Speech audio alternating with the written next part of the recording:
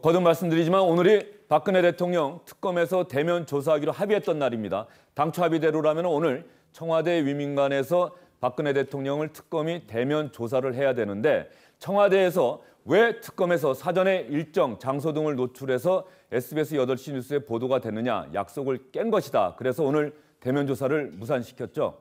여기에 대해서 오늘 이규철 특검보가 분명하게 입장을 밝혔네요. 오후 2시 반 브리핑에서 대통령 대면 조사와 관련해 시간과 장소를 외부에 유출한 사실 없다. 이렇게 분명하게 밝혔습니다. 즉 특검은 잘못한 일이 없는데 청와대가 괜한 트집을 잡고 있다.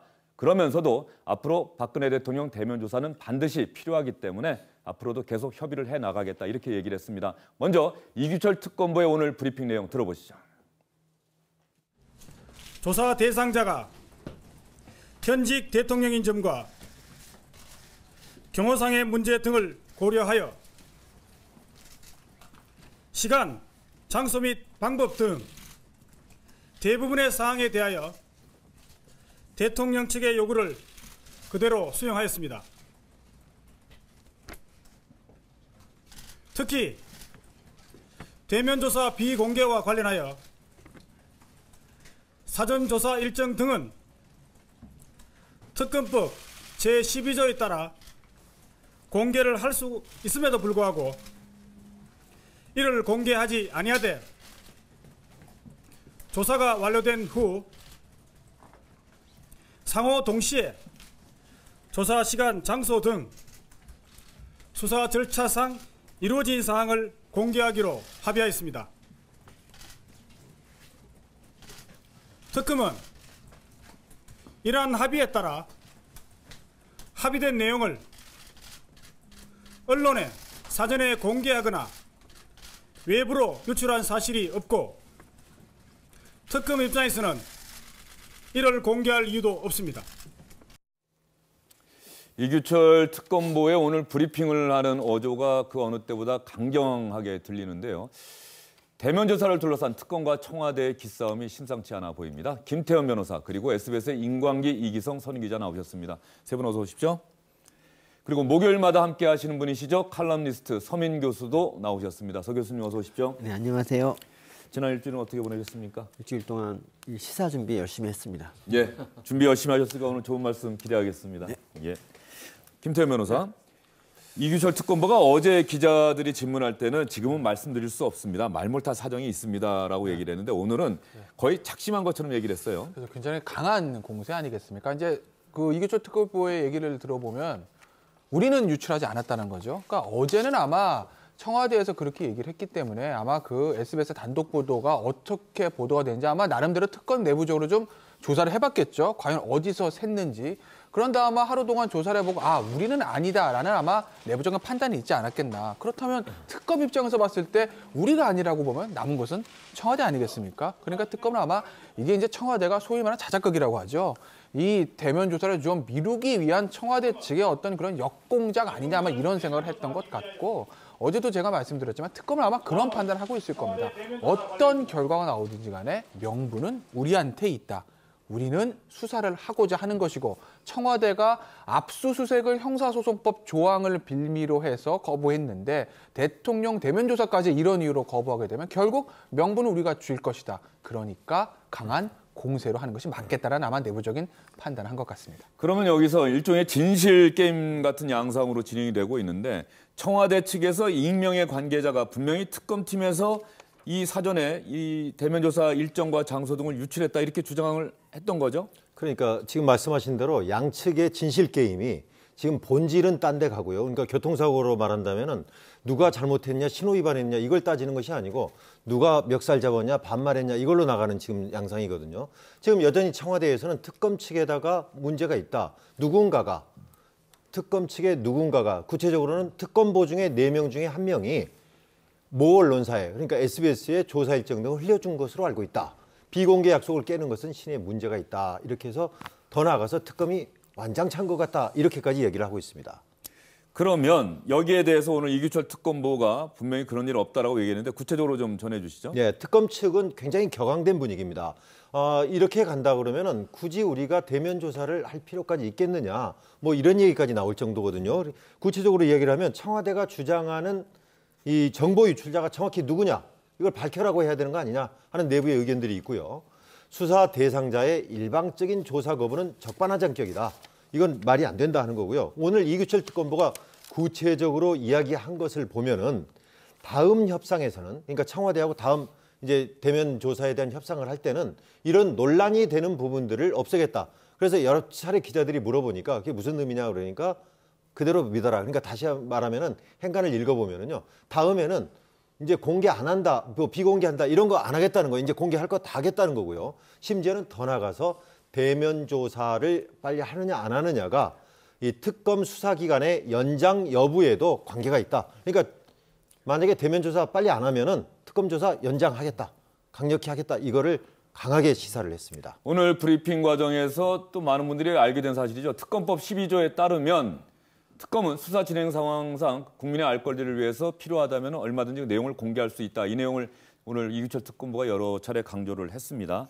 서 교수님, 네. 오늘 대면 조사 원래 했어야 되는데 네네. 청와대가 만약에 이렇게 반발하지 않았으면 지금쯤 청와대에서 이 대면 조사가 진행되고 있었을 거예요. 그런데 네, 오늘 무산이 됐습니다. 어떻게 생각하세요? 그러니까 청와대는 원래 이제 대면 조사를 받고 싶지 않았을 거고요. 그래서 어떻게 하든지 안 받을 핑계를 이제 찾고 있었을 겁니다. 그래서 아마 이 언론 보도가 아니었어도 다른 핑계를 댔을 거고, 저도 그래서 이제 자작극에 한 표를 던집니다. 만일 정말 받을 뜻이 있다면 뭐 특검에서 설사 유출을 한다 하더라도 사실 뭐 유감만 표시하고 받을 수 있는 거 아니겠습니까? 그래서 이건 좀 너무했다 싶은 생각이 듭니다. 받을 생각이 있었다면 설사 특검에서 약속을 깬 것이 사실이라고 하더라도 유감을 표한 뒤에는 당당하게 대면 조사 응할 수도 있었다. 그런 말씀이신 거죠? 예. 서 교수님, 그러면 앞으로 박근혜 대통령이 대면 조사 응하지 않을 걸로 보세요? 저는 응하지 않을 걸로 생각을 합니다. 정말 그렇게 비공개를 원한다면 이렇게 특검팀하고 박근혜 청와대 팀하고 이렇게 합숙을 해서 서로 발설하지 않도록 뭐 그런 장치를 마련한다든지 뭐 이렇게 하면 좋겠지만 그건 불가능하지 않습니까? 그래서 저는 안 될 걸로 봅니다. 또 원래 특검이 조사하기로 했던 장소가 청와대 아니란 말이죠. 네, 청와대 아니면 청와대 출입 기자들도 그 안에 갈 수가 없고 그래서 경호상의 문제는 없다. 이런 분석들도 많더라고요. 그러니까 자꾸 이제 경호상 문제를 굉장히 많이 이제 들이대는데요. 사실 지금 대통령을 해치려는 사람이 누가 있겠습니까? 저는 그런 일은 없다고 보는데 너무 과잉으로 하는 것 같아요. 예. 그런데 어쨌든 청와대 측도 좀 서 교수님 말씀하신 거 다른 얘기를 했어요. 우리가 대면 조사 받을 것이다. 안 한다는 얘기가 아니다. 다만 특검과 신뢰가 형성된다면이라는 조건을 네, 그렇습니다.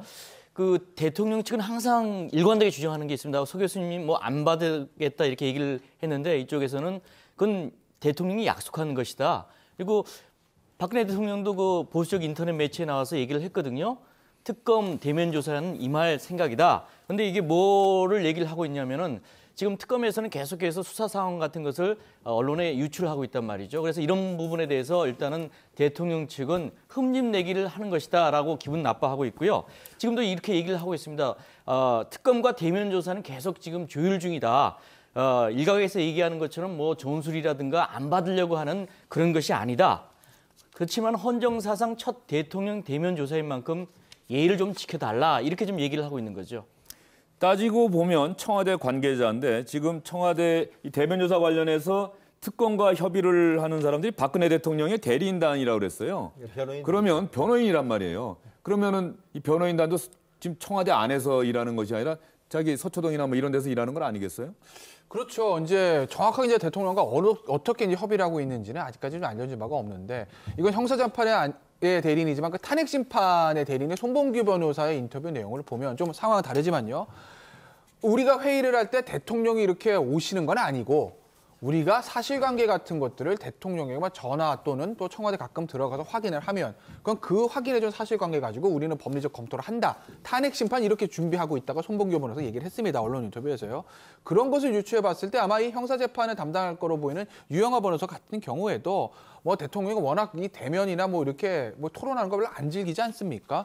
뭐 청와대 들어가서 일을 한다기보다는 아마 대통령이 전달해주는 입장 그런 것들 아마 받아서 본인의 사무실에서 준비하지 않을까 싶습니다.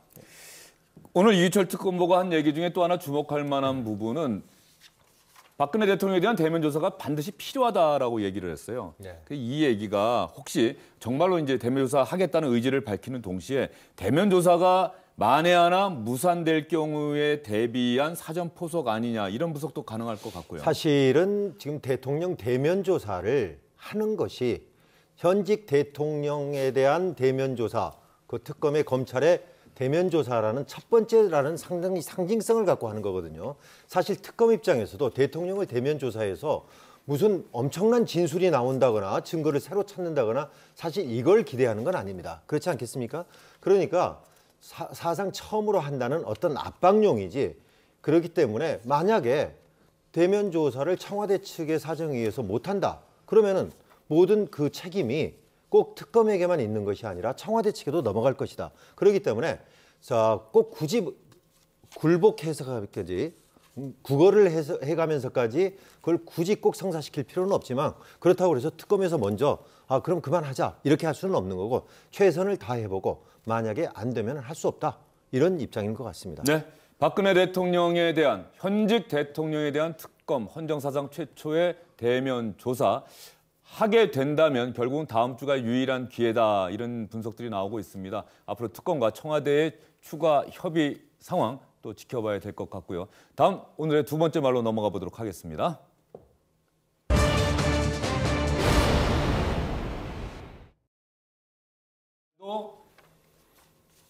이규철 특검보 오늘 대단히 바쁩니다. 두 번째 말도 이규철 특검보의 말인데요. 대답 안 하는 최순실. 그런데 특검 질문 내용에 관심이 많아 보이더라.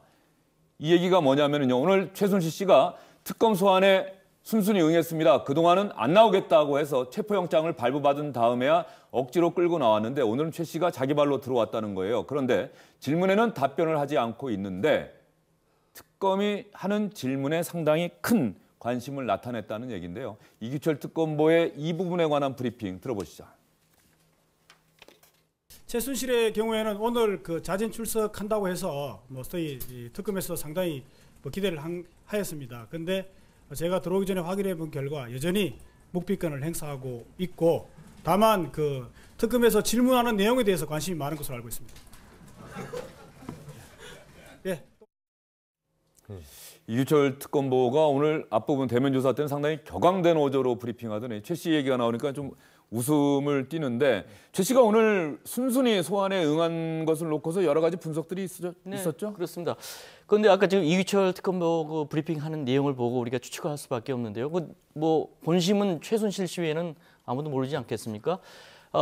이 특검은 말이죠. 이번에도 불응할 줄 알고 세 번째 이제 체포영장 청구를 생각하고 있었다는 거예요. 그런데 최순실 씨가 이렇게 순순히 이렇게 나오게 된 것은 아무래도 오늘 원래 무산됐지만은 대통령 대면 조사가 예정되어 있었는데 이것과 관련이 있는 것이 아닌가, 이렇게 추측을 하고 있습니다. 무슨 얘기냐면은 박 대통령 대면 조사의 핵심은 어떻게든가 뇌물죄 부분이라고 생각하는 거예요. 그래서 최순실 씨와도 이 뇌물죄와 관련된 여러 가지 것을 질문하실 것인데, 그렇다면 지금 현재까지 특검이 마련하고 있는, 확보하고 있는 증거, 진술, 수사 진척 사항들을 갖다 파악을 해서 대통령 측의 대응 논리를 갖다가 준비하는 데 도움이 될 수 있지 않을까, 그런 어떤 의도를 갖고 있다는 것이죠. 오늘 이규철 특검보도 그런 쪽으로 이렇게 질문에 굉장히 관심이 많다, 이렇게 얘기를 하지 않았습니까? 그래서 아마 이 오늘 그 최순실 씨가 자진 출두하는 것, 과거와 달리 자진 출두하는 것은 대통령 측과 긴밀한 어떤 공조의 결과가 아닌가, 이렇게 지금 추측을 하고 있습니다. 이 상황이 진행되면서 최 씨와 박근혜 대통령 사이가 긴밀하게 협력 관계를 유지하고 있다, 때로는 서로 관계가 어긋난 것 아닌가, 이런 추측과 관측들이 계속 엇갈려 왔는데 오늘 이기성 기자는 교감설을 얘기했단 말이에요. 근데 그렇다고 한다면 교감설이 다시 무게를 얻고 있는 건가요? 그렇습니다. 지금 지난 7일이었거든요. 그러니까 그저께 최순실 씨가 갑자기 내가 모레 나가겠다, 이렇게 특검에다 의사를 밝혔거든요. 변호인을 통해서. 그렇다면은 그저께를 한번 돌이켜 보면은요. 그저께는 이미 모레, 그러니까 오늘 9일 날 박근혜 대통령의 대면 조사가 특검과 사실상 조율이 끝난 상태일 겁니다. 그러니까 변호인을 통해서 같은 날짜로 맞췄거든요. 그런데 최순실 씨가 특검에 출석하는 시간은 오전이고 지금 정확한 시간은 발표가 되지는 않았지만은 대통령을 조사하는 건 아마 오후가 됐을 가능성이 높습니다. 그렇다면 오전에 최순실 씨의 이번 특검의 조사는 뇌물 부분, 아직까지 한 번도 수사하지 않았던 뇌물 부분이거든요. 그럼 뇌물 부분은 박근혜 대통령의 조사 부분과 상당히 일치하는 부분이 많습니다. 그렇게 되면 특검에서 어떤 것들을 물어보느냐가 바로 오후에 대통령에게 물어볼 것들하고 상당히 일치가 되기 때문에 그렇게 하지 않았나 싶고요. 그동안에 대통령과 최순실 씨가 이야기했던 것을 보면은 상당히 겹치는 부분들 중에서 가장 대표적인 게 정호성 전 비서관에게 말씀 자료라든가 다른 자료를 보냈던 것은 최 씨에게 보내도록 포괄적 이임을 한 적은 없다. 나는 그냥 의견이나 한번 들어봐라 하고 한 것이었지. 이렇게 해서 나는 보내라고 한 적 없다라고 이야기를 하지 않습니까? 그런데 지난번에 최순실 씨가 고영태, 류상형이 나를 짜고서 나를 모함하고 있다. WK 실질적 운영 고영태다 해서 다른 사람들 쪽으로 전부 책임을 떠넘기고 있거든요. 그러니까 최순실과 박근혜 이 두 사람의 교감으로 이루어지는 것은 아니다라고 강하게 지금 주장을 했던 부분들이 상당히 일치하는 부분들이 있습니다. 최 씨의 저 말 중에 WK 전 대표가 오늘 나와서는 그런 얘기를 했다고 합니다. WK의 실질적 소유주는 최 씨라고 생각했다. 그렇게 생각하면서 이랬다. 이렇게 얘기를 했다고 하고요. 자, 여기까지 오늘 박영수 특별검사팀의 대면 조사, 최 씨 소환 조사와 관련한 이규철 특검부의 말을 중심으로 여러분께 전해드렸고요. 다음 오늘의 세 번째 말은 다름 아닌 국회에서 나온 말입니다. 오늘 국회에서 긴급 토론회가 있었는데요. 주제는 태극기 민심의 본질은 무엇인가 였습니다.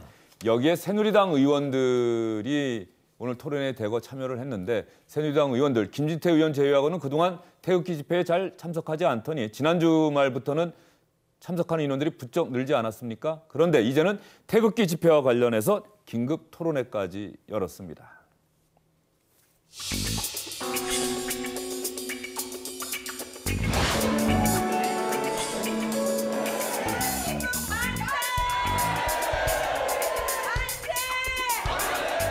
대통령의 억울함을 풀어드리고 보수파를 결집시켜 대한민국의 새로운 역사를 쓰고자 하는 것입니다.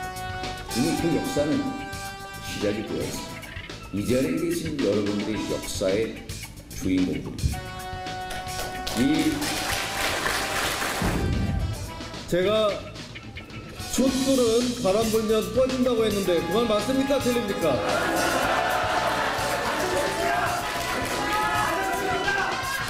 이미 태극기 바람에 꺼졌다고 보는데 맞습니까?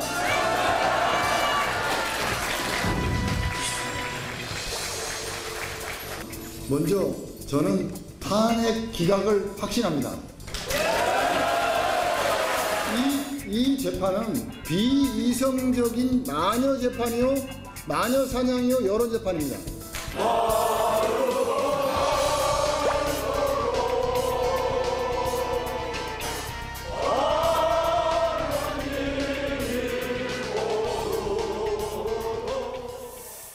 태극기 집회와 관련한 토론회다 보니 발언도 한층 강경한 것 같습니다. 임광희 기자. 네. 오늘 토론회 분위기가 어떻다고 합니까? 그러니까 태극기 민심은 무엇인가라는 제목부터 그랬고요. 언제부턴가 이제 태극기는 보수, 촛불은 진보 이런 것처럼 됐는데 지금 보시는 것처럼 시작 때부터 참석자들한테 태극기를 전부 나눠주고요. 안에서는 시작 전에 광화문에서 있었던 태극기 집회 영상을 계속 반복해서 틀면서 중장년층들이 지금 뒤에 앞에 지금 화면에 보이는 것처럼요. 주로 한 200여 명 정도 왔습니다. 피켓을 보면은 빨갱이는 죽여도 돼, 당명 교체 절대 반대. 그러니까 새누리당 당명 교체하는 거 반대한다고 그러고요. 애국가를 4절까지 끝까지 불렀습니다. 토론회에서는 탄핵 기각을 촉구하고 헌재의 특검, 헌재와 특검 언론을 원색적으로 비난을 했고요. 참석자들은 보수 논객인 변희재 씨, 뉴데일리의 박성현 주필이 발제를 했는데 김경재 자유총연맹 회장이 나와서 대통령에 대한 탄핵은 마녀사냥이다 이렇게 강하게 이야기를 했고요. 지금 앞서 들었던 대로 김진태 의원이 태극기 바람으로 촛불이 꺼졌다 이렇게 이야기를 했고 특히 윤상현 의원을 징계했던 임명진 새누리당 비대위원장을 거명하면서 쫓아내라, 죽여라 뭐 이런 강한 이야기들이 나왔고 취재진들한테도 똑바로 해 하면서 아주 험악한 분위기가 계속 이어졌습니다. 조금 전 영상에서 가장 마지막에 나왔던 인물이죠. 손범규 변호사. 사실 국회의원을 지낸 정치인이기도 한데요. 이 손범규 변호사가 또 박근혜 대통령 법률 대리인 맡고 있다고 합니다. 그래서 이 탄핵 심판과 관련해서 했던 얘기를 다시 한번 여러분께 전해드리겠습니다. 대통령 대리인단에서 뭐 좀 하면은 뭐라 그러면 시간 끌게 한다. 대통령님이 뭐라 그러면 시간 끌게 한다 이러거든요. 그런데 보십시오. 권력에 의해서 검찰권이라는 최고의 강력한 권력에 의해 권력을 동원해가지고 몇 달 동안 치밀하게 조사해가지고 몇만 페이지를 만들고 이런 것들이 사실인지 뭔지 어디까지 조사됐는지 뭐가 숨겨져 있는지 배경을 헌법재판소 중심주의에 따라서 밝혀내야 되는데 그래서 증거 신청하겠다는데 뭐가 시간 끌깁니까?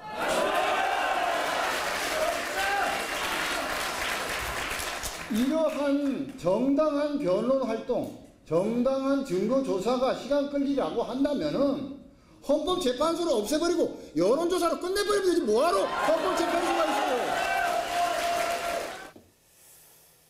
김태현 변호사, 손범규 변호사 잘 알죠? 저 개인적으로는 모릅니다. 개인적으로는 모르고요. 예, 어떤 분인지는 당연히 알고 있고요. 어쨌든 간에 보면은 본격적으로 박근혜 대통령 측에서의 반격, 그동안은 조용하고 자제했었는데 이제는 태극기 집회 참석 인원도 늘고 이제는 본격적으로 반격에 나서도 되겠다. 그런 의지가 읽혀지는 발언 같아요. 그렇죠. 뭐 손범규 변호사도 그렇고 그리고 이제 앞에 맞던 윤상현 의원도 그렇고 태극기 집회에 이제 참석했던 분들의 어떤 생각이 그런 것 아니겠습니까? 뭐 어쨌든 지금 뭐 주말에 시내 광화문 쪽에 나가 보시면 태극기 집회 인원이 제법 있습니다. 그러니까 인원이 완전 촛불 집회처럼 확 뭐 늘어나거나 이런 건 아닌데 지켜보면 옆에 결속력 같은 거 좀 단단해지는 건 맞는 것 같아요. 그러니까 지금 황교안 총리의 권한대행 지지도가 한 15% 나오는 것도 있고 대통령에 대한 지지도가 10% 안팎인데 그 10%가 굉장히 단단한 10%라는 거죠. 어떻게 보면 결속력은 성긴 20%나 30% 좀 낮다라고 아마 저분들은 보고 있는 겁니다. 그렇기 때문에 이런 어쨌든 보수 쪽에 결집하기 위해서는 우리가 강하게 반격을 하고 강하게 버티고 나가게 되면 탄핵을 기각시킬 수도 있을 것이고 어쨌든 현재는 여론을 조금 민감하니까요. 설사 탄핵이 기각되지 않고 인용된다고 하더라도 그 후에 우리 진박이랑 부르는 사람들의 정치적인 미래는 이것을 가지고 보수층을 끌고 가면 보장이 된다라는 아마 판단을 한 것 아니겠나 보이고요. 뭐 손범규 변호사도 뭐 지금 뭐 탄핵 심판의 변호인이긴 하지만 앞서 앵커께서 지적하신 대로 18대 의원을 지냈던 정치인입니다. 서 교수님은 이제 뭐 주말에 촛불 집회 좀 나가 보셨습니까? 촛불 집회? 몇 번 나가긴 했는데 요즘 못 나갔습니다. 못 나갔고요. 또 텔레비전 뉴스로나 이런 걸 통해서 촛불 집회와 태극기 집회 다 보셨죠? 네, 봤습니다. 태극기 집회에 대해서는 어떤 생각을 좀 갖고 계십니까? 이제 야구 용어 중에서 뭐 끝날 때까지 끝난 게 아니다 이런 말이 있거든요. 근데 정말 대단한 게 이번 박근혜 대통령 게이트 사건은 정의와 불의가 완벽하게 구분이 되는 너무 쉽게 구분되는 그런 거거든요. 근데 이런 와중에도 이렇게 세를 모아서 반격을 하는 거 보고 진짜 보수의 힘이 정말 대단하구나라고 생각했고요. 그리고 두 번째로 이제 전 태극기 집회라는 말을 좀 쓰지 말았으면 좋겠다 생각합니다. 그러니까 사실 저분들이 태극기만 들었다 뿐이지 실제로는 대한민국의 이익에 좀 반하는 그런 집회를 하고 있는데 그래서 그거보단 차라리 뭐 반대한민국 집회 또는 뭐 반민주 집회 뭐 이런 식으로 불러야지 맞는 게 아닌가. 그러니까 태극기 집회라고 하니까 왠지 더 태극기 들고 나가고 싶어지는 그런 효과가 있거든요. 그래서 좀 그런 용어를 좀 안 썼으면 좋겠습니다. 네, 어쨌든 지금 말씀하신 것은 또 서 교수님이 뉴스를 보시면서 느꼈던 서 교수님의 개인 생각을 말씀하신 거고요. 예. 그 촛불 집회와 태극기 집회, 뭐 저희 입장에서는 촛불 집회에 참석한 민심이 어떤 것들을 원하는지에 대해서 이미 여러 차례 많이 보도를 해드렸고요. 태극기 집회에 참석한 사람들은 어떤 생각을 하고 있는지에 대해서 오늘 여러분께 전해드리고 있는 건데요. 이 태극기 집회에 참석했던 박사모 대표가 오늘 아침에 SBS 라디오에 출연을 해서 이 태극기 집회와 관련해서 또 촛불 집회와 관련해서 인터뷰를 한 내용입니다. 저희들 집회에 지금 나오는 숫자가 이미 촛불의 10배를 넘어가고 있습니다. 네. 촛불은 이미 꺼지고 있고 태극기는 지금 이제 약 100만 명이 넘어간 게 지금 한 3번째 넘어갔는데요. 네. 촛불은 이미 이제 사실 2만 명, 3만 명 나오지 않습니까? 네. 어떻게 그게 몇십 배 차이 나는 그건데. 하여튼 방금 인터뷰 내용 보면은 서로가 어떤 하나의 상황을 바라보는 시각이 참 틀려도 많이 틀리다 이런 느낌이 들고요. 태극기 집회와 관련해서 지금까지 소식 전해드렸고요. 또 하나 오늘 아침에 일부 조간신문 보신 분들 이 광고 아마 보셨을 겁니다. 원로 법조인들이 이 신문에 광고를 냈어요. 탄핵 심판에 관한 법조인의 의견 이렇게 광고를 냈는데 김태현 변호사 이 광고 봤습니까? 네, 저도 아침 조간심에서 읽었습니다. 어떤 내용이던가요? 일단은 저기 광고를 내신 분들은 원로 법조인입니다. 대한변협 회장을 지내신 분도 계시고 대법관을 지내신 분도 계시고 그리고 헌법재판소 재판관을 지내신 분도 계신데 지금 화면을 보시다시피 이런 입장이에요. 대통령에 대한 개인적 호불호나 찬반을 떠나서 순순히 법률 전문가로서 이제 법적인 견해를 밝히는 것이다. 즉 정치적인 목적을 빼고 우리 원로 법조인들이 탄핵 심판에 관한 법률적인 해석을 해주겠다라고 얘기를 하면서 한 9개 정도 한 6개 정도 이야기를 들었는데 저도 다 읽어봤지만 뭐 저 개인적으로 봤을 때 좀 무리하다 싶은 의견도 있고 솔직히 말씀드리면 뭐 이런 것들은 좀 경청할 만하다라는 의견도 있습니다. 그러니까 기본적인 게 뭐냐면 저분들은 이 헌법재판이라는 걸, 이 탄핵재판이라는 걸 자체를 재판으로 본 겁니다. 그러니까 뭐 정치적인 성격, 뭐 여론에 민감한 이런 거 다 빼고 헌법재판도 재판이고 탄핵재판도 재판이니까 형사재판, 형사법정에서 구속시키는 그런 유무죄 따지는 재판하듯이 엄격한 증거조사를 거쳐서 재판대로 해야지 왜 이것을 여론에 민감하게 하느냐라는 어떤 기본적인 입장을 가지고 있는 것이죠. 제가 오늘 광고 내신 분들 쭉 인명사전을 통해서 한번 찾아봤는데 우리 사회 원로라고 하실 수 있는 분들이고요. 뭐 평균 연령을 이렇게 따져보니까는 한 82.3세 정도 나오실 정도로 상당히 그 원로들이 이렇게 신문에 광고까지 내면서 적극적인 움직임을 보였는데 찬반이나 대통령에 대한 찬반이나 호불호가 아니다라고 얘기를 했는데 네 번째 항목을 보면 박근혜 대통령은 헌법이나 법률을 위반한 적이 없다라고 하는 사실을 또 적시를 했더라고요. 그렇다고 한다면 임광 기자, 네. 오늘 이렇게 원로들이 낸 신문 광고 이것이 법조인들의 다수 의견이라고 봐야 되나요? 아니면 또 다른 의견들 오히려 그러니까요. 탄핵 인용돼야 한다는 의견이 더 많은 것 같기도 한데. 근데 그걸 정확하게 원로 법조인들 또는 법조인들 전체를 전부 조사를 할 수도 없는 거고요. 투표를. 그렇다고 해서 여론조사를 할 수도 없는 거고. 그렇죠. 그러니까 대법관을 지내신 저 분들마저 물론 오늘 광고에는 9명입니다. 이 기명을 한 것은. 근데 9명이 전체라고 말할 수는 없단 말이에요. 사실 서울대 법학전문대학원의 조국 교수라든가 한인섭 교수 같은 분들은 페이스북을 통해서 대단히 반대되는 또 의견을 제기하거든요. 조국 교수 같은 경우는 저 보십시오. 광장에 모여야 한다. 최대 보장하기 위한 선택이라고 선회한다. 이런 얘기들도 하고요. 한인섭 교수 역시 마찬가지입니다.